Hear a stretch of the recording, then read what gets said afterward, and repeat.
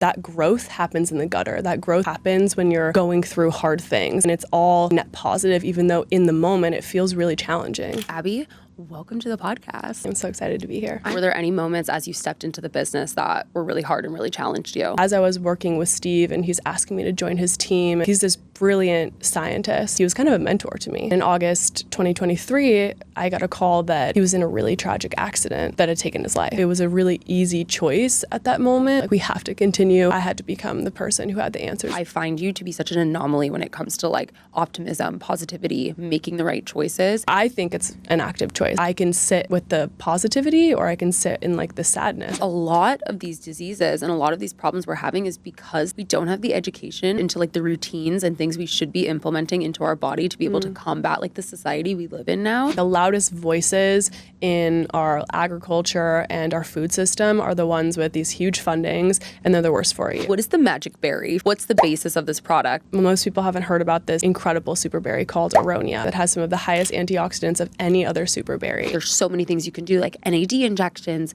peptides. We do try to find these like quick fixes and these new age technologies, which are amazing. But back to the basics. Women in particular, we accept a lot of things about our health, about the way we feel, UTIs as being like a normal part of like being a woman. You hear it from so many women that have chronic recurring UTIs and they just think it's a part of them, but it actually doesn't have to be a part of your story.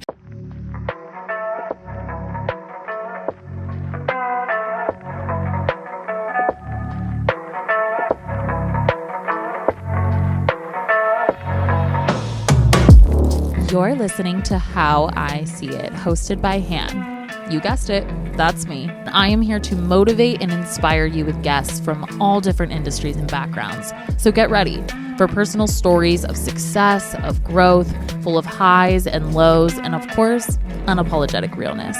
This is How I See It. You guys, I am so excited. Abby Krage is here. She is the co-founder of Tyrian Health, an Aronia-based supplement brand for urinary tract and everyday wellness. I'm so excited for her to get into this, especially because I know this community is mostly women and urinary tract is something we all deal with, unfortunately. So Abby, welcome to the podcast. Thank you for having me. I'm so excited to be here. I'm so excited. I feel like we've got to know each other like in small ways, and like it's kind of been building up to us doing this podcast episode, working with like Cody's family for the event, and then like meeting you there, and then like my friend Michaela is now friends with you. So I'm really excited that we're connecting, not just in our social life, but now in this podcast space. I know, I'm so excited. It's like serendipity. We met several years ago, actually. I know. I keep forgetting that we met at one time before Smile House. Yeah. I want you to take me back. So this is a supplement brand focused on women's health, specifically focused on combating UTIs. And like I said, I know the ladies listening today are going to be locked in because I swear to God, every single one of my girlfriends has a UTI at one point. Maybe not all at the same time, but everybody's always saying like, I'm on a UTI, I have a UTI. Or like even friends who are like honestly getting back into the dating scene, they're becoming sexually active again. Like they're like, fuck, I have to deal with UTIs. I mean, I absolutely love that this is the industry and the thing that I get to talk about the most with women. It's really helping them on such a real issue. I experience the same thing where I'm out and about in New York and speaking with different people in just every setting, and it really resonates with them, like their best friend, themselves, their cousin, their sister, like someone in their friend group deals with UTIs. And so I love that that's the space that I'm in now, but that's definitely not where I started. You know, you weren't planning on starting a UTI brand. I didn't think that this would be my space, to be honest, but I'm so happy that it is now. That sounds weird, but I didn't start out in bioscience. I didn't start out, that wasn't my major. I was a supply chain management degree and double majored with economics. My dad has a manufacturing company. I grew up in Colorado. Yeah. I was like, I'll learn this in the business school. I was always on the business track. Yeah. And then, my first job out of college, I was in a hard hat and steel toes. And I just, looked around and I was like, this is not for me. I can't even picture you in the outfit, but I'm sure you look chic doing it. But yeah, like I would be like, what am I doing? I'm with a bunch of men in a factory. Yeah. It really wasn't for me. I was like, I don't see this for myself long term. And so I moved to Chicago, and then COVID happened. And around that time, I got really into functional health and functional wellness. Just out of like curiosity, or are you passionate about it? I was passionate about it for my own self, but it really came from a family need. My grandma, right before COVID, passed away from dementia, and dementia runs really heavy in my family. My grandma passed away from dementia, my great-grandma, my great-grandpa. Oh, wow. And then my paternal grandpa, his siblings, all passed away from dementia. So it runs really heavy in my family. And when all of that was happening, I remember visiting my grandma, and I was with my dad in the room with her, and she was just in a place where she was really agitated and irritable, uncomfortable. And by default of that, her memory was really not there. And so my dad was trying to communicate with his mom and, connect with her, because we live in different states, and, she didn't remember who he was. And, it's hard for me to see my grandma like that, but it was really hard to see my dad like be eye to eye with my grandma, and she doesn't recognize her son. And they were really close. And that kind of scared me straight. Like, that lit a fire under me to learn everything I could, start learning everything I could about cognitive decline and trying to prevent that from happening to my dad. It was like, I can't let that happen to him, because it just steals your last years with this person that you love. I mean, my dad is my best friend. So to think about that happening to him was like my worst fear. And so I just took it upon myself to learn about it. There have to be ways that you can get ahead of this. A functional approach to wellness is where we're heading. But at that time, it's like, that's just what I believe, my core belief, and how I thought about life and health in general. So I started learning and got really passionate about superfoods and just how we can change things in our diet and in my parents' diet and the household. And were you like planning on taking that as the career, or were you just like, it's the pandemic? It was more just selfish learning. Like, I just wanted, I didn't think it was going to become a career. I think in a pipe dream, I would hope that it would, but I didn't come from a biology or chemistry degree. So I didn't think that was feasible for me. I didn't think that was a part of my trajectory, because I came from the business school. And so I was really focused on learning it just to kind of change my parents' habits and just learn about it for them and learn about it on their behalf. When did Tyrian walk in? I know that the brand kind of started before you stepped into it. Yeah, so Steve is a good friend of my dad. They grew up as best friends, and he lived in a different state. But when I was studying at the Institute of Integrative Nutrition during COVID, I would call Steve and I would just ask him about, my studies and the things that I was learning and my courses and the classes that I was taking. And he was such a wealth of knowledge. Like, we would be on the phone for hours. He is an interventional radiologist. Wow. And really, respected in his field, and just a brilliant man, like a scientist and interested in a lot of different things. He's like an amateur paleontologist and discovered a dinosaur. Like, he has such a really interesting and eclectic resume. He was really open to talking to me about functional medicine, that it was a passion of his. Like, as a physician, antibiotics and those modalities are really important, but there also have to be functional approaches to health, and he was passionate about that as well. So we would just kind of geek out together, and I would learn so much from him. I love that about you. I feel like I haven't even known you for that long, but I feel like you're very much someone who wants to learn, even to like see a problem in your family and be like, I'm going to learn all of this and become an expert on something. I feel like you have to be very confident and positive and optimistic. I think a lot of people would look at that and be like, oh, like, we're doomed. I'm hopeless. And you looked at it from a place of like, no, like, we're going to problem solve and we're going to, take steps to make sure this doesn't happen to us. Where do you think that came from? Was it your family? Like, was it just the way you were raised? I think part of it definitely comes down to my foundation. I mean, I have an amazing family that we're all really close. They're all located in Colorado. But I think confidence is an inside game. Like, it's an internal game. Love. And I spent a lot of time, I studied abroad in New Zealand. And so there was a moment, like 6 months, where the experience of living in New Zealand was different than I had anticipated. And I just ended up having a lot of alone time. And I'm so grateful for that time, because I had real moments to like get to know myself and to look inward. And I don't think I ever did before. Like, I didn't spend time being introspective before.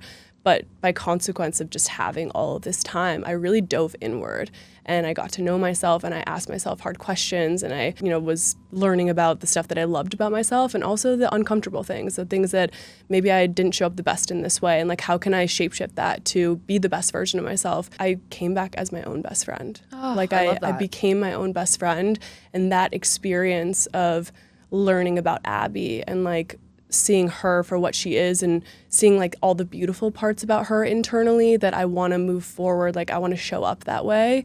That is where my confidence comes from, because I know inside she's solid, she's grounded, she's all-knowing, like she's this rock for me, and when I'm in touch with her, I'm like a different person. It's so funny you bring up study abroad, because I studied abroad in Paris, and it was the first time I was like alone. I didn't know anyone in my program, and it was like a longer period of time. It wasn't 6 months, but it was I think I was there for a month and a half. It was an intersession in between semesters, and I was super uncomfortable because I had never stopped moving like enough or stopped talking enough to people to have to like sit with myself. And I think I've had to have like many moments of that over the last like 5-6 years, but it was the first time that I was like, whoa, like I have to like feel these feelings, look in the mirror and kind of like evaluate, to your point, like what are the good things, what are the ugly things, and be honest with myself about a lot of the things that I needed to work on. But it was a time when like the beginning of the hard stuff started to show up for me, but it was also the beginning of like the most beautiful stuff, which was like creating my platform and my blog. I like came up with the idea why I was there. So it's interesting how, you know, two things can exist at one time. And I think the dualities of life are a little bit strange in that way. Yeah, absolutely. I think when you're pushed out of your comfort zone, or you're going through something hard, like that growth happens in the gutter. That growth happens when you're going through hard things, and you'll come out of that a better person, or a different person, a more evolved person, someone who has that experience underneath their belt, and it's all like net positive, even though in the moment it feels really challenging. Yeah. Was there anything in that trip where you were like, whoa, I didn't realize that about myself? I got homesick, and so I was looking at old photos of, you know, my family, and we've gone on these really amazing travels together as a family. Like I feel so grateful that we've had those experiences together. And I remember looking through my camera roll of some of these travels, and there was this really beautiful photo of our family, like in the fjordlands. There were waterfalls all around us, and my memory of that was like not pleasant. Like I remember, you know, getting in an argument with my mom, and just like that memory of this beautiful photo is very different from like the actual visual photo.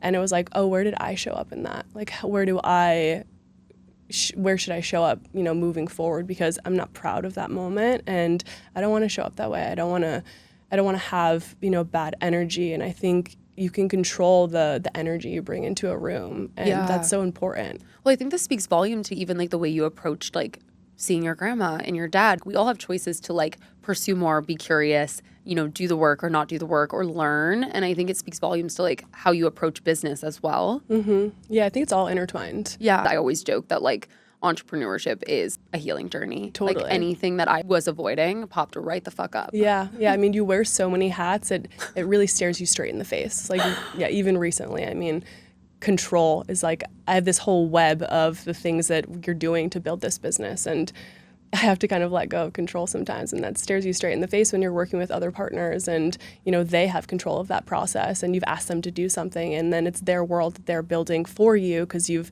you know, had these early meetings, but I have to let go of control at that point. I'm the worst at letting go of control. My mentality has made me a good entrepreneur in a lot of ways, but it's been really difficult in my personal life being able to like surrender and like not feel like I need to have my hand in everything. And I think that comes from a place of just like distrust, especially like in the environment I grew up in. But I do think like recently I've been trying to rewire like giving up control is also a choice. Like I do have control in this moment. Like I'm making a choice to surrender. I'm making a choice to like be curious about the way I'm feeling and like give someone else an opportunity to help me come in. So I think that helps for people who are a little bit like control freaky. Like, no, like me surrendering is still having control because I'm making that choice. Yeah, I mean, it just comes from a place of we have a specific visual or we have a specific idea of how we want this to come out. And so it's just, we're particular about that. Were there any moments as you like stepped into the business, you're talking to Steve and you're learning more about what he's doing, you're learning more about like functional medicine, but were there any moments as you stepped into the business that were really hard and really challenged you? In August 2023, there was a really, you know, shape-shifting moment in our business where it changed, you know, our business, my personal life, our family life. As I was working with Steve and he's asking me to join his team and we're really connecting on this beautiful berry that has these amazing health benefits and it can really help people, and he's developing these products. Like he's this brilliant scientist that was the smartest person I had ever met. Yeah. And he was kind of a mentor to me. Yeah. And well, it sounds like it from your guys' conversations. Absolutely. And he taught me so much, and I have so much gratitude that we kind of like found each other. It was like so simpatico of helping each other build something. And as we were kind of going through building Tyrian, I was learning from him and absorbing everything he could possibly teach me about functional medicine and functional wellness and what he wanted to achieve with Tyrian. He had such a passion for like antibiotic stewardship and really pushing medicine forward in a different way. And then in August 2023, I got a call that he was in a really tragic accident that had taken his life. I remember being like, that's not true. Like, I just spoke with him. Like, that's not reality. Like, that can't be true. That can't happen. Like, he's here. What do you mean? And unfortunately, it was true. I mean, people can be stripped away from your life without your choice, and it's... Well, and at that point, it's like you weren't just losing like a new business partner, like you were just like kind of stepping in with him to like build out this company that he had started, but also like, sounds like he was like family. He's your dad's best friend. I know your other co-founder is his son. Yeah. So it's like, it's much more intertwined than just a business partner. No, absolutely. I mean, he was a business partner. He's my mentor. He's my dad's best friend. He's so intertwined with our family, and, to your point with Grant, he lost even more, he lost his person, his dad, his everything. And that's always like a very like stark reminder in my head of the grief that I have his grief is 100 times more than what I could ever imagine. Like, it's my worst fear.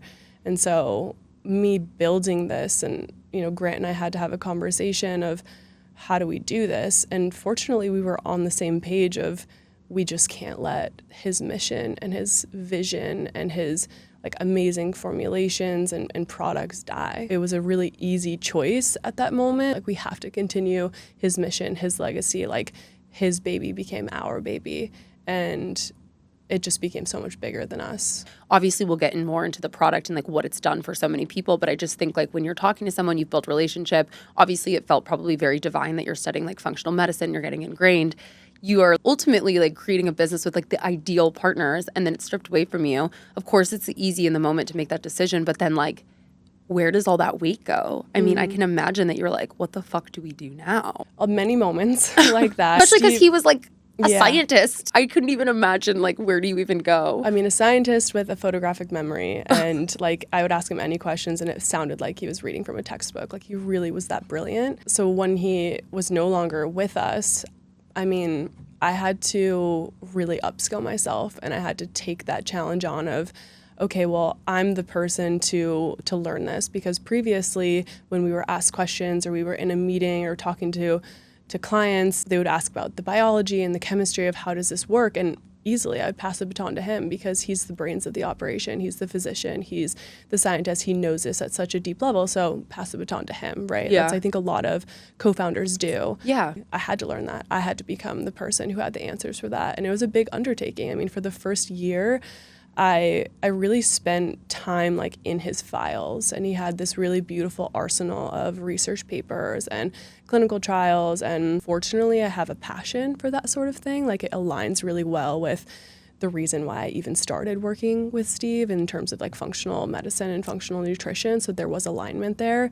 And the more I learned, like, the more curious I got. And once you get over that learning curve, learning becomes fun. I'm really indebted to time when I was living in Chicago during COVID. I spent a lot of time listening to, personal development and entrepreneurship podcasts and books like Atomic Habits and Jim Quick's Limitless. He kind of teaches you how to learn. And I'm really fortunate that I had that base because it made this process less daunting. Like, I had tools. You wanted to learn and you wanted to grow. I always joke that like you either like moved the fuck forward in the pandemic or you kind of like stayed stagnant. It sounds like you're just someone that like optimizes and wants to be curious and wants to continue to grow. But I can imagine people are listening and they're like, this girl got all of these research papers. And yes, you had a background, but you weren't someone that like was reading lab reports and stuff like that. I think that takes like a lot of grit. And I don't think a lot of people would do that. It was just, it felt so much bigger than me. And like, this is the part that I could play. These are the things that I can take upon myself. Like,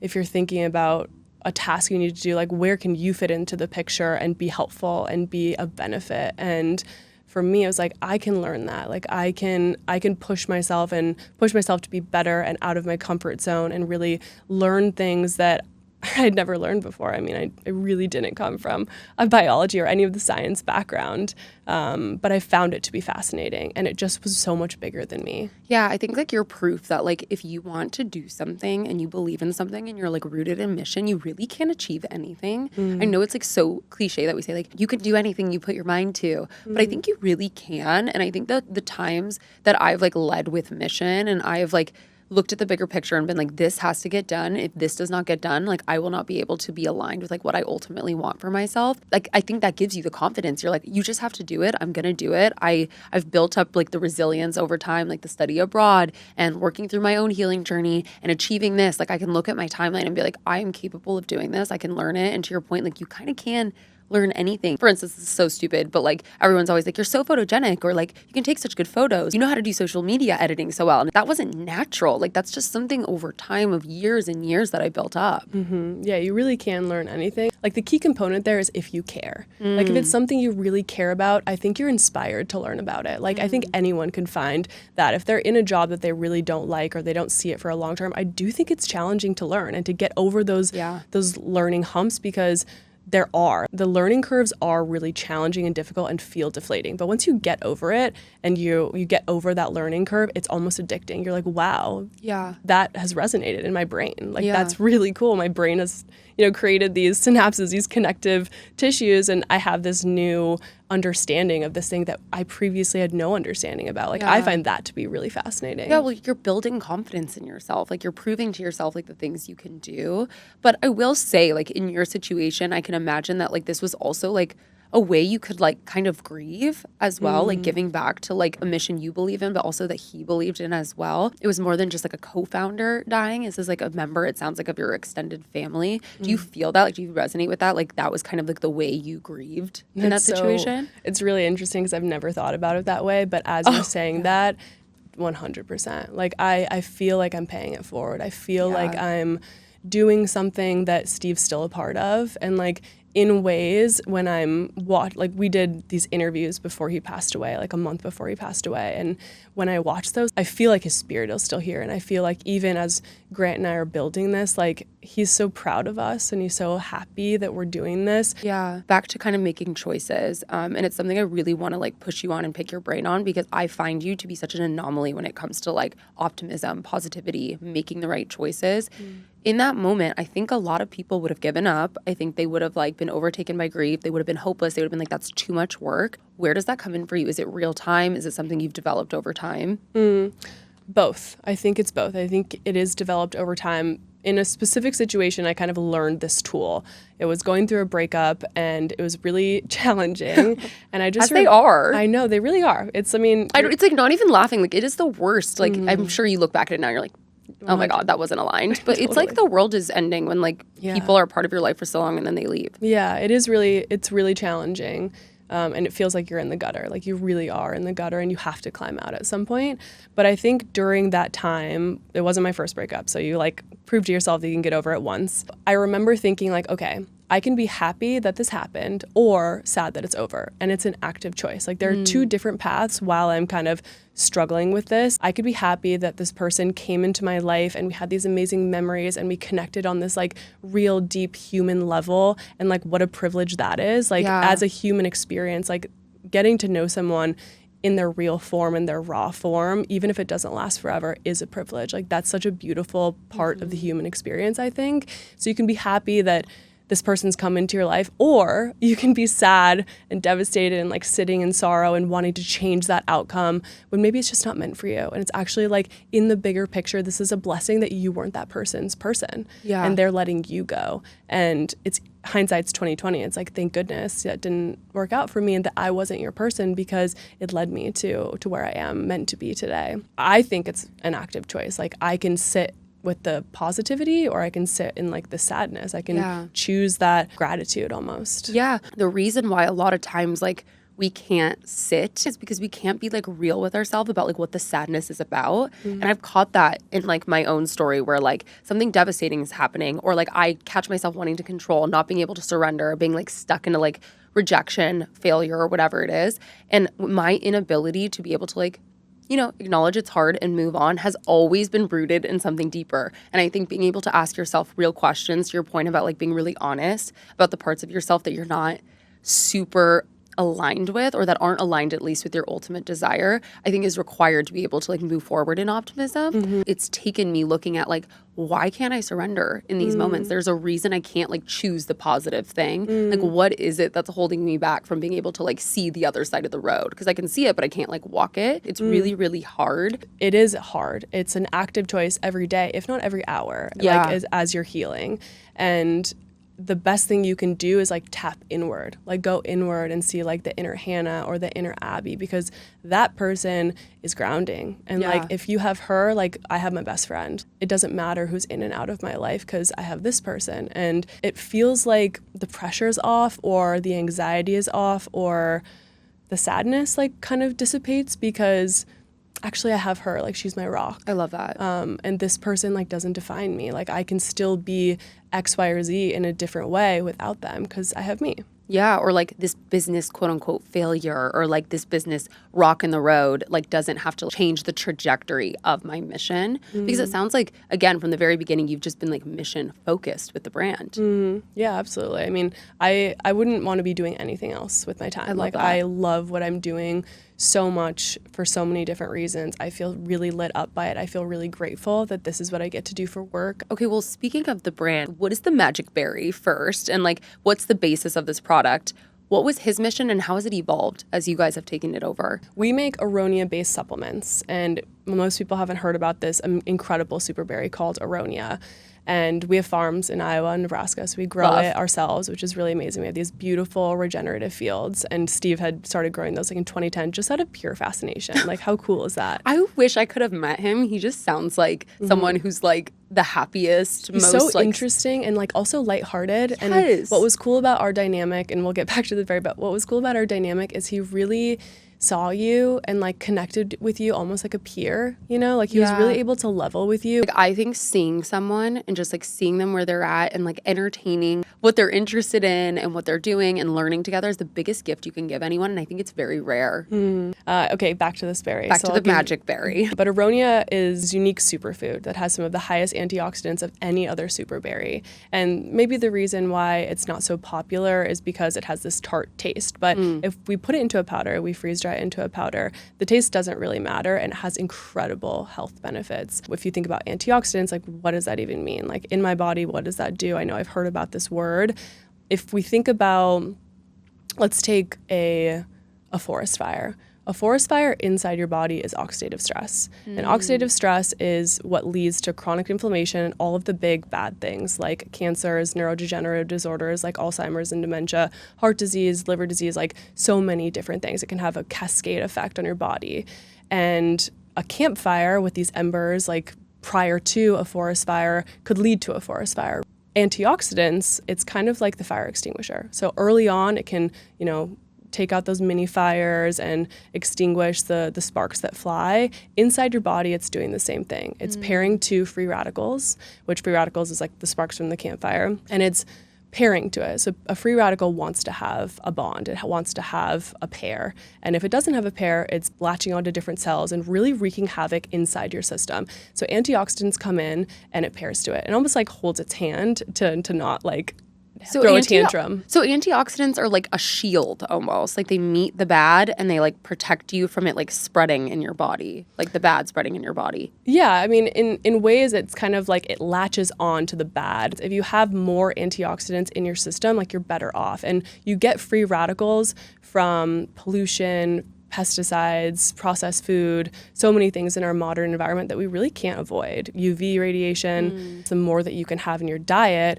the better, because your body produces antioxidants, but not enough for our modern life. And so dietary antioxidants are incredibly important. That's where Aronia comes in, is it's this really potent, concentrated version or this concentration of antioxidants. It's really antioxidant rich. And then on top of that, the reason why we kind of got into the UTI space is Aronia has this unique blend of polyphenols, like this unique polyphenol called a proanthocyanin or a PAC.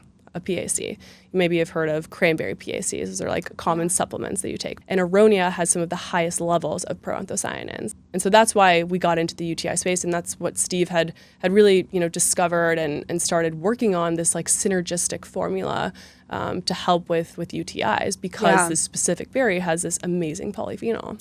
It's crazy because I feel like antioxidants, like that, you hear it all the time. Like I remember growing up and it's like, you watch the orange juice commercial for whatever, and they're like antioxidants in this, but you have no idea like why you actually like need it. And I think especially in this day and age, like me being in this space, even like there's so many things you can do, like NAD injections, peptides, this, that, but we're not getting down to like the base and foundation of like the easy things that we can do. And I don't think that many people are talking about it. I absolutely agree with that. I think that we do try to find these like quick fixes and these new age technologies, which are amazing. And I'm excited to like continue learning about those. Yeah. But back to the basics, wild blueberry has half the amount of antioxidants than Aronia. Like Aronia has double the amount of antioxidants. The more people know about this unique, superfood, the better. Yes, the lack of education, but more so I think like women in particular are very used to being uncomfortable. Like I think we accept a lot of things about our health, about the way we feel,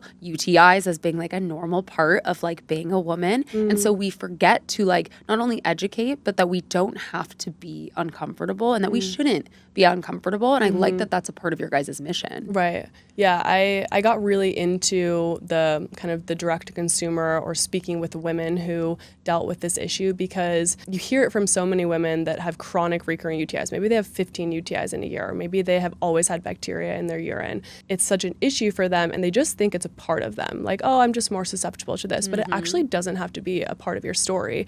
And what makes what we've developed so different, we developed this really amazing product, and I can show you it. It has this like beautiful purple color, which that's from the Aronia, and then we also have the cranberry in there. So there's no food coloring or anything like this. It's just this deep, like rich purple color. But specifically with urinary tract infections and women who are dealing with this, and specifically recurring UTIs, because that's what this product is designed for. It's designed for recurring UTIs. Like if you have one UTI, usually that stems from a bacteria called E. coli, and E. coli lives in the colon, and if it migrates to your urethra, which the female urethra is really short, so it's easy to migrate to, it goes up your urethra and then makes it to your bladder, and then starts to multiply, and it starts to create these protective barriers. And so what our product does is it comes in and it breaks down those biofilm barriers. Like it's specifically designed to break down E. coli biofilms. And so if a woman is getting recurring UTIs, it's probably because she has really strong biofilms that are sitting on different pockets of her bladder wall, and an antibiotic can't target that. And so you really have to go back to the root cause of why this is happening, and not having these like consistent Band-Aid approaches. And fortunately for us, it's a very natural approach, and it's effective. Like we've had really good results for women across all ages, because it happens for younger women who are sexually active, for postmenopausal women when their estrogen drops. It kind of changes the whole bacteria ecosystem inside of them, and they're more susceptible to UTIs. Like women who've never had a UTI in their life, they go through menopause and they're like, why do I keep getting all of these UTIs? I hear that so often. And then also older women and men who are like in long-term care, or they're just aging in their 80s, 90s, 70s even, they'll experience recurring UTIs. The amount of women in my life, like friends, who are just like, yeah, I'm just like, I get UTIs. I'm more susceptible to them. Mm-hmm. Like I've genuinely always thought, and I think this goes back to the education, like I've just always thought that's like a thing. Mm-hmm. Like that some people are more susceptible and some aren't. And so that's why I'm really excited you're talking about this, because I feel like, to your point, like we don't have to live uncomfortably. Mm-hmm. There is something that's natural that we can use. And to your point about antibiotics, I think we know too much now. Like I don't want to have to take something like that's so harsh on my system that often. And if you're someone that gets a UTI, which a lot of women do frequently, taking antibiotics is just going to fuck up your system even more because you're having to take it so much. Yeah, I mean, it clears the good and bad bacteria out of your gut, and we know that that's harmful, or it's, you know, consistently it's not beneficial for you because it takes so much time to rebuild that good and bad bacteria. Yeah. Why do you think no one has done anything with this berry yet? It's a very astringent berry, and, you know, a lot of researching comes from funding, and I don't think people have spent the time to fund this berry for clinical trials or for different research that's happened. I mean, there's sparse research that's really compelling, but research costs a lot of money. And so I think there just hasn't been funding. Like wild blueberry and cranberry, like they just have really good marketing teams, or they have really like high donors or dollars behind them to really push their benefits. That's part of the reason. It's also native to the US, and people don't know that. It's a super berry that's native to the US. It was almost eradicated, but it was brought over to Eastern Europe, and so it's popular in Eastern Europe, or definitely people know about it in Eastern Europe as kind of like an immune health supplement. It has so many different health benefits. I mean, cardiovascular benefits. There's many studies about the cardiovascular benefits of Aronia. For the people who don't get UTIs or men listening, why else should people be taking this powder? I'm assuming you take it every morning? Yeah, I take it every morning. My boyfriend takes it every morning. My dad's been taking Aronia ever since probably like 2010 when Steve discovered it. And that was more for, you know, prevention of cognitive decline. Aronia has many benefits. It's great for immune health. It's great for cardiovascular. It's great for brain health. It's great for longevity, and obviously UTIs. What's the difference between, like, for instance, like when I'm getting sick, like I take like vitamin C. Like, what's the difference between Aronia and like vitamin C powder? It's all dependent on its like polyphenol makeup. Gotcha. So elderberry, for instance, like that's a really popular immune health supplement. All of these super berries are amazing. There's no discrediting any of them. Like the more the merrier in my mind. The composition of the actual berry is what helps them be better for immune health or better for urinary tract. Like cranberry is for urinary tract infections because of this proanthocyanin and because of the specific polyphenol that it carries, which is shown to reduce urinary tract infections. Aronia, by comparison, has 4 times the amount of proanthocyanins than cranberry does. We still have cranberry in our product, but just by comparison. And it sounds like your guys' actually is like the mission, again, like going back to your story, is for like long-term health. You mentioned cognitive disease like runs in your family. And like I can imagine like a huge part of your personal mission is like to make sure you're like the healthiest and most optimized version of yourself. And you talk about like being scared like for your dad and like seeing him, and I know he's your best friend, but like were you ever scared for you? Like do you feel now like even like doing this and working and like taking the supplements and creating this brand and being kind of like the face of it as well? I believe in functional medicine and functional health so much, and I am very particular about what I put in my body and kind of my own regimen. And I started at a really young age that I'm less nervous about myself, and I'm actually even not as scared. I mean, I still have a fire lit underneath me because you know, my dad's 60 and my mom's around 60, so you know, time is of the essence to really like hone in on some good practices for them. But I think there's so much research being done that I found, and the more you learn, the more you're like eager to learn, and you kind of like crave that information. And there's research from Apollo Health and Dr. Dale Bredesen who have shown reversal of cognitive decline. They've shown reversal of Alzheimer's. There's a book that he wrote called The First Survivors of Alzheimer's, where they had real symptoms of cognitive decline of Alzheimer's, and they had to quit their jobs, move close to their family to like get their affairs in order. That's what their doctors were telling them. Like, there's no cure here. Like, see ya, like good luck type of thing. And by going on Dr. Dale Bredesen's protocol, they were able to reverse their symptoms, which even having some people, like even if it's a small population, have those results, that gives me hope. Like, it's so amazing that they're spending so much time on that, because 15 years ago, that wasn't a thing. I think that a lot of these diseases and a lot of these problems we're having is because like we don't have the education or knowledge into like the routines and things we should be implementing into our body to be able to combat like the society we live in now. Totally. And it sounds like even like the studies that you've had in like functional medicine and like even the interviews I've had here, there are so many people that are like choosing differently in their lives, and it's resulting in a completely different result for them. The loudest voices in our agriculture and our food system are the ones with these huge fundings, and they're the worst for you. I mean, they're completely depleted of real nutrients. They're like all of the hyper processed foods, like they have huge budgets, and that's why we see them everywhere. That's why, you know, they're the Super Bowl commercials, they're the commercials that you see everywhere. I mean, they're all over over because they have these huge budgets. And so we just have like the game is almost stacked against us. And so you have to educate yourself. You have to believe that just because you're told that this is, low carb or low fat or, low sugar, it's all kind of weaved in a different way. It's People like fake don't think about it. sugars. Yeah. People don't think about how everything is marketing. Everything's food science too. I mean, like in that way, I took a food science class when I was in school, and the food scientists that are working for these big corporations, they're creating these products that simulate food, but they're not real food. They're completely nutrient deficient, and knowing that there's real food scientists behind that, like creating this to not trigger your satiety and make you overconsume, and then you're addicted to buy more. Like all of it's a selling game. Like they want you to buy more of their product, and knowing like on the back end that that's the system, that is the game. It's like, oh, I feel like I beat the system because I'm opting out. Well, yeah, and it explains why people are getting so sick. It explains why like we're declining, like mental health wise, physically, all of it. The education is like what also gives you the power in that moment to be like, no, it's not going to be my story because like I know better. Mm-hmm. Yeah, if you know better, you do better. What are some things, now that we're talking about it, that like are non-negotiables for you? Like I want to pick your brain, like all the things that you think people are just kind of doing and don't realize are so bad for you. Yeah, no, it's a good question. I think I really fundamentally believe like stripping it back to the basics. So in the morning, I'm waking up, I'm having my mineral water because it's like feeding my cells, and that way I can absorb nutrients better. What are the brands? Like what is a mineral I like water? Baja Golds, Okay. And so it has specific, it's kind of like an electrolyte, right? But it's just like has all the minerals that you actually need. It's not expensive, and it's called Baja Gold. So I do, a pinch of that, and I feel like it's really nourishing my cells. It's starting my day off for like true hydration. On my best days, I'm going for a morning walk. I feel like even just like moving my body and getting the blood flow like around my body but into my brain helps me be more effective and productive in my day. So I'm kind of like hyper aware of that feeling. Can't sleep on the morning walk. I know. Did you see my story that I've just been like doing it again? The morning walk. Yes. Yeah. It's hard to get back into,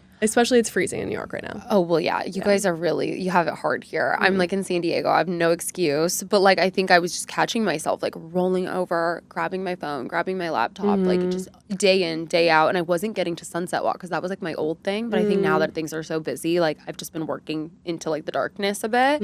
So I think doing that, like it's completely changed like everything for me. Just like mindset wise, you can't sleep on like the basics. Walking. I know it feels rudimentary. It feels like, oh, I've heard that 100 times. But once you experience like just the physiological change, I think it's because your blood flow is like pushing through your brain. It's like forced to kind of like move throughout your system, and then you're able to be more focused and present and kind of like less groggy in the morning. Well, and I think we just live in a society where it's like go, go, go, like grab your phone, like be stimulated. And I think like there are very few moments unless you intentionally make the choice to like slow down where we get to like sit and actually just like to our point about studying abroad, like be with yourself. Yeah. And I think having that moment where I'm just like, it doesn't even have to be deep, where I'm just like thinking about like random things and like creating space for me, like not to like have to cortisol spike into the day. Yeah. It's so amazing, like the impact. But I try to do movement. If I shoot for 7 days, I'll hit 5, which I'm happy with. Yeah. And I love Pilates in the city. I go to Solid Core, and so I'll do that. And then I'll just go to the gym and do weights and cardio. So that helps like my focus as well,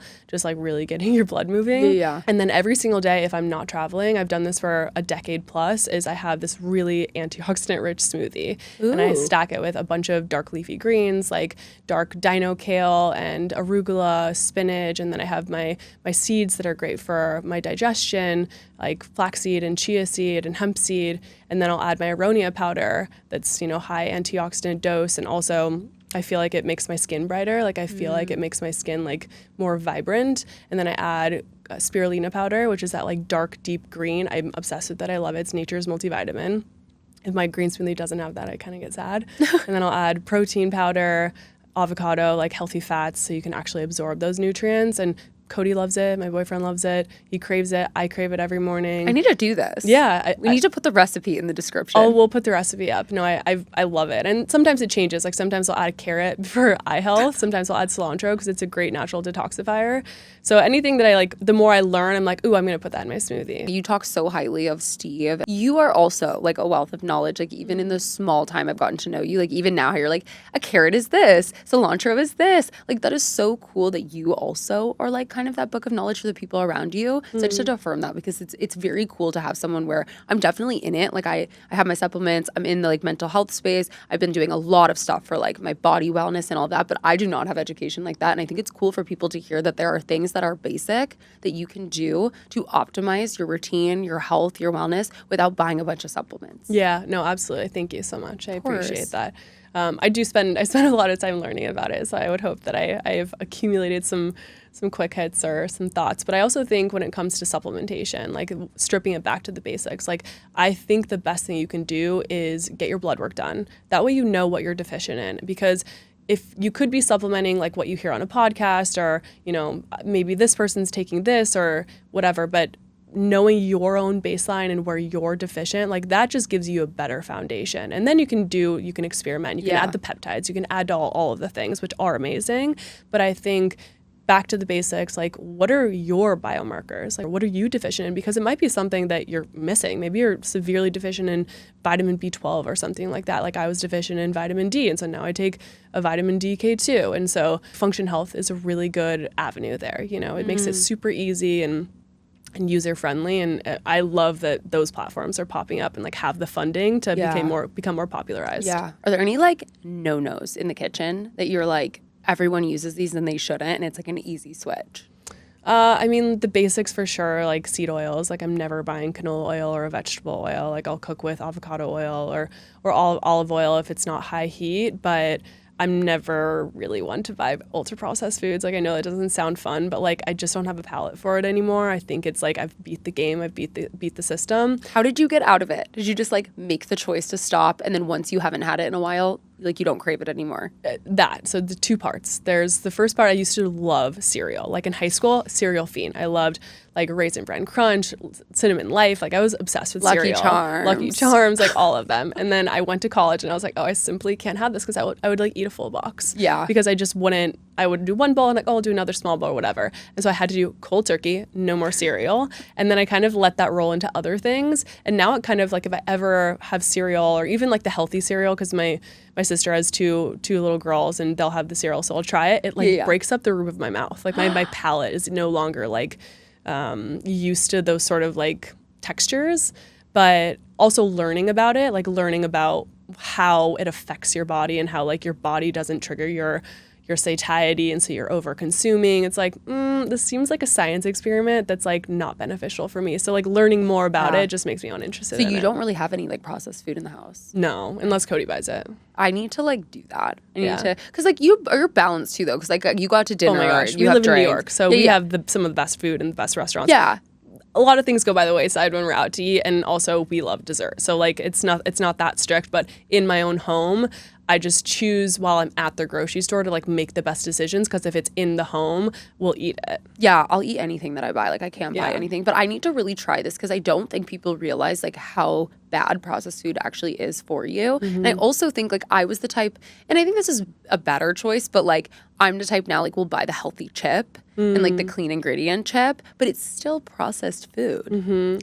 Yeah, I think it's just empty calories really. And I think the more you can be inclined to like fill your body with the nutrients it needs, like you just kind of fill up on other things. And so I just prefer that. And I also just prefer the taste now, and I'll just make switches. Like I love raw walnuts. Like I'm really into raw walnuts right now, or like hazelnuts, or I love dates with peanut butter. You know, like that's a great alternative. And then we'll freeze them and put a little sea salt on top. Like it feels like a Snickers bar. So you can find healthy alternatives. Yeah. Are there any like podcasts, books, even like sites that you would recommend? We're talking about education and like researching, finding out what you're deficient in. Of course, people can go get blood work, but is there like something where people can like go and find a resource to like find information, or just like podcasts and books that you really love?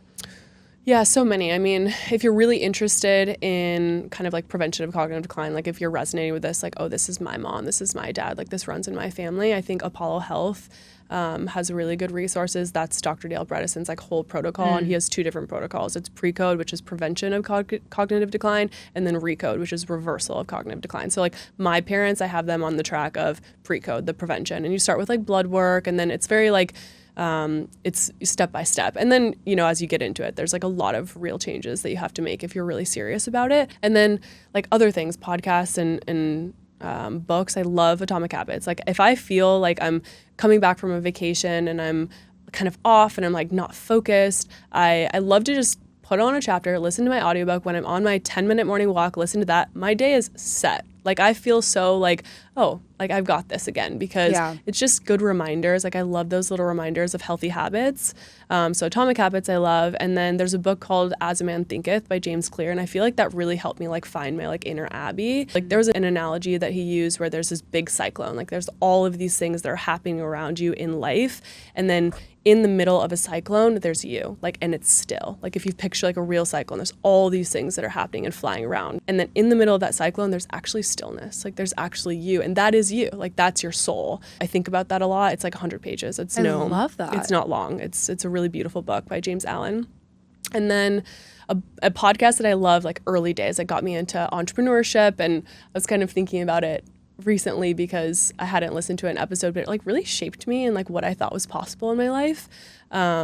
It's called Second Life by Hillary Kerr, and it's this podcast that's really amazing. It's about, I got into it like 2018. It's a podcast about women who have this first career and then they switch into a different career, like completely different. They could be like CFO of a company or, you know, momhood or a doctor, and they switch into a completely different realm of what their career is, and they just figure it out. They figure out this new life. It's like their second life, and they become these, you know, really successful entrepreneurs and have this different trajectory, and just the courage that it takes to jump into something and to have faith in yourself that you can make it happen and that you can just figure out, like constantly listening to that in 2018 on, I think really like cemented my foundation of what I thought was possible. I could not agree with you more. I think that like going back to like how you were able to like jump into this work and like learn and grow, listening to people share their story of what they've been through, what they've overcome, and like seeing them come out on the other side, having that like replaying like different stories, I think you're providing evidence to yourself in your head almost as like an affirmation. I talk a lot about like affirmations and how that was such a huge part of my healing, like repeating over and over the things that were like opposite of what was popping up in my head that were like super toxic and limiting. And I think podcasts can act as like an affirmation for us. Like when you're hearing someone overcome or have the courage to do something, like you are more motivated to do those things as well. Absolutely. I totally agree. I think it provides like so much evidence of, oh, they can do it, I can do it too. Yeah. For anyone listening who maybe struggles with UTIs in particular, especially women, there's a lot, again, our community is 90% women here. And I would say UTIs are like, I don't know the stat, but like everyone in my life talks about them. Like what would you say to them right now who are struggling? Where can they get like the product, but also like mentally, like what would you say to them? I would say this doesn't have to be a part of your story. So if you think that you're just more susceptible to UTIs, no, there's actually like a chemical and like biological system happening from this bacteria that's not meant to be in your bladder. Like it travels from your colon into your bladder. It's not meant to be there. And the symptoms, I hate when you know it's coming. But when you feel those symptoms, that's your body like sending white blood cells to it as like alarm bells. Like I need you to know that this can't travel to your kidneys. Like this needs to get out of your system. And so it's an alarm bell. And so that's like prompting you to take an antibiotic. But I would tell them that this doesn't have to be your story. Take proactive measures. Take like proactive, consistent measures. Have a high polyphenol rich diet, because that just helps your immune system. And then I would say like switching up your underwear. Like synthetic fabrics are not your friend. Having a good hygiene routine post-sex. Like using good wipes, honestly. Like that's a good example because if a bacteria is coming from your colon through your urethra, like you just really want to like post-sex like have a clean environment. To your point, back to the basics. But like if you're not on like something that's protecting your immunity, that's protecting your gut, that's protecting your urinary tract, like come on, like we need to take care of ourselves. There are things you can do that are very easy. And I think like the thing I love about the brand the most is it's like easy. It's not complicated. No, it's so easy. It doesn't have to be intimidating. It's one scoop a day into your smoothie, into your yogurt, into your overnight oats, into your chia seed pudding, and it tastes really good. So it is really easy to incorporate into your routine, and just taking it consistently, it helps go into your system and break down those biofilms, and that's what it's doing inside. Like I'm so fascinated by what you can take that operates inside your system to be more efficient and help clear out bacteria, and that's kind of what we're doing. If there's someone listening who's like really struggling to like find their place, or there's a lot of things they don't know how to do, and they're looking at like what they want and what their mission is, but they feel a little bit scared or intimidated because they don't have the skill set, like what would you say to them? I think back to Atomic Habits, like small, simple steps. Like what is the smallest step that you can take today to make progress forward, because it just feels less daunting, less scary. And maybe that's like, okay, I need to, create a resume or whatever that might be. Like just, open the template, like find a template on Canva. Like that's your first step. Like make it super, super small. And then, 10 minutes later or the next day, like add to it. And if you can break things down into like attainable small steps where you're like, heck yeah, I just opened up this template on Canva, like you take a step forward, and that's all you can do is like take step forwards. And sometimes those steps feel really challenging, but then they turn into leaps. No, I agree with you. I talk all the time about how like I feel like a lot of people are stuck because they just like see the helicopter view. They're like, I need to get there. I need to get all the way there. This is the vision. I don't know how I'm going to go from like here, not doing any of that, to like being a successful company. And I think if you just look at the to-do list every day, move it forward, move it forward, move it forward. Like I have found the most success in just like getting the to-do list done and like keeping that promise to myself of like, these are the things that have to get done today. I can't even think about what has to happen next week, but this is what needs to get done today. I think you see way more progress. You build momentum. Yeah. Totally. Yeah. Anything else you want to share about the brand? I like want to know, like, are there more products that you guys are working on right now? Like, I'm excited to like, I don't know, get ingrained. Of course. I love that you asked that. We have this amazing, obviously, urinary tract health supplement, but we also are launching just an Aronia powder. So it's one ingredient. It's from our regenerative farms. It's just like in addition to because a lot of people reach out to us and they'll be like, oh, I want to take this for, cognition and how your dad's been taking it, or for your immune health, because there's, so many benefits to the Aronia berry, and they just want that Aronia. And so it's kind of like just taking a wild blueberry supplement or something and putting that in. So we're making that, and so that's coming out soon, which is really exciting for us. And we definitely have things in the pipeline. Like Steve left a lot of really beautiful formulations for different targeted modalities, and so I'm excited, to continue building on that, and hopefully that comes out, with time. It takes time with all of that. Yeah, I know, of course, but that's exciting. I'm really, really excited for you guys. I think it's awesome. It's been such a pleasure to like get to know you and the brand as well. Yeah. And I just can't wait to incorporate it in my routine, because I know this is so bad. I'm so good at like, I'm like on NAD, I'm on my fish oil, I'm on my supplements, but I'm not on like a multivitamin or like a immunity based anything. People think it's boring. That's like, well, it's basic, and I don't know how, especially the way I'm moving. Like, I need to be on something. Like, I was on my way to New York to record, and I was coming from Aspen, and I could like, I feel like you can hear it like a tiny bit in my voice. Like, I started getting like a little bit like stuffy. I got real religious on the plane. I was like, dear Lord, please, no. I have so many interviews. And I was like, oh my gosh, like if I was on something, like this definitely wouldn't be happening. And like, that's like the bare minimum we can do, especially when you're busy, especially when you're a go, go, go. Like you have to take care of yourself. And I've just been lacking in that area. Yeah, I think sometimes the unsexy stuff is the best thing you can do for yourself, but it's just not sexy. Looking back at everything you've been through, kind of the ups and downs of like your own story, the entrepreneurial journey, how do you see it? How do you see it all? That's a great question. I think this is the advice that I give to my two little cousins that are like little sisters to me, but following my curiosity has like paid dividends in my life. And whether that be studying abroad to a place that none of my friends had, everyone was studying abroad in Europe or somewhere, I was like, oh, I'm going to do something different. The same thing when I went to school. I have a twin brother, and him and my sister went to CU, and I was like, I have to do something different. I have to go to school where, everything's fresh and I can build my own community, because Garrett and I had a very like intertwined community in growing up. Naturally.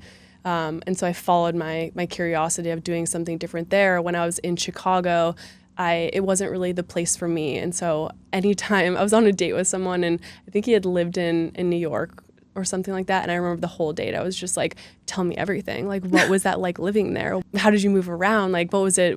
Did it feel congested? Like I had so many different questions. And I was like, actually, I think that's a signal for me to just have that experience for myself. I just feel really grateful that as a young girl, I had the gumption to make those big leaps and to do things on my own and to follow my curiosity. And I was obviously curious about functional wellness, and then it led me to Steve. Like it's all had this kind of cascade effect, and I feel really grateful for where I am now, all due to that curiosity and having kind of the balls to follow through. I love that. Like you can't be scared to explore yourself and like the thoughts. They're not all intrusive. And I think for me, like if I didn't, explore like why and like how, and like ask hard questions and think about like what my mission is. Like I think a lot of people don't ask themselves like, why am I here? Like what is my purpose? Like you can't be curious if you don't know that about yourself, and you seem like you know yourself like very, very well. And to your point, like I think you've done the work to like look at who young Abby is and what she wants, and I think that's the core of curiosity. Yeah, I think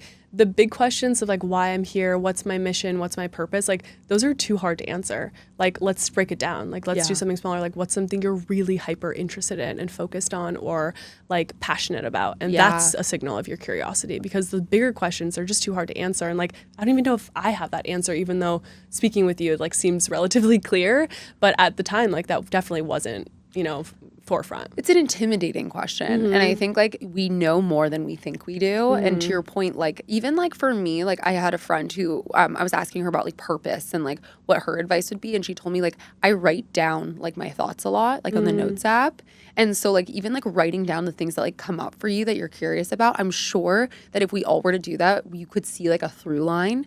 And then like that's how you find your purpose. Like that's how you find your mission. Yeah. And I think giving yourself like the grace and flexibility to know that it's probably going to change and evolve in different ways. Absolutely. It's absolutely going to change and evolve and take a different trajectory or a different path. But I think to your friend's point about writing in a notes app, all these different things that are interesting to her different thoughts, like screenshotting those, putting those into ChatGPT and like letting it guide you as well. Like use the AI tools at your disposal, and like it could have this through line that you weren't even aware of. And maybe it's not completely accurate, but at least it's some sort of like trial of your own inner thoughts and helping you create that theme. I'm so excited that you came. Like, I just feel like this was such a good episode. I look up to you so much. I think what you're doing is so special. But specifically, like I told you in the beginning, like your optimism, like for lack of a better word, like the balls you have and like the choices you make is like very admirable. So I really want to affirm it because I think it's very cool and I think it's very rare.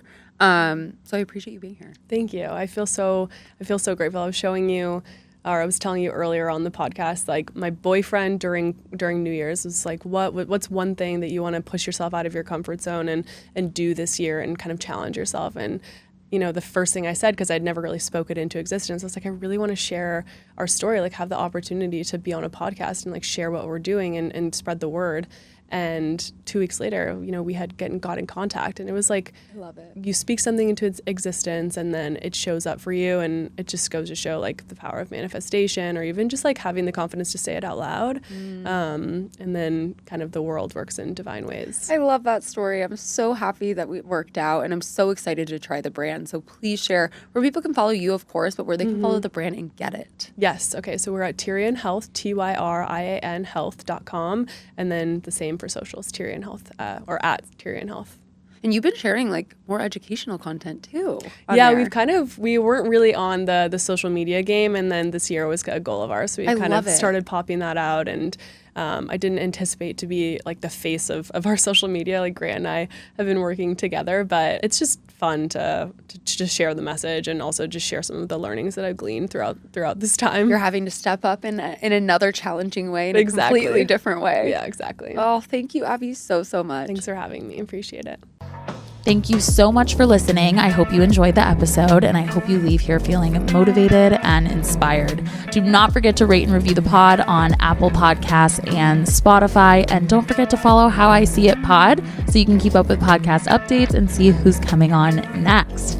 And if you're not already, come join the fam and follow at How Han Sees It. Thank you guys.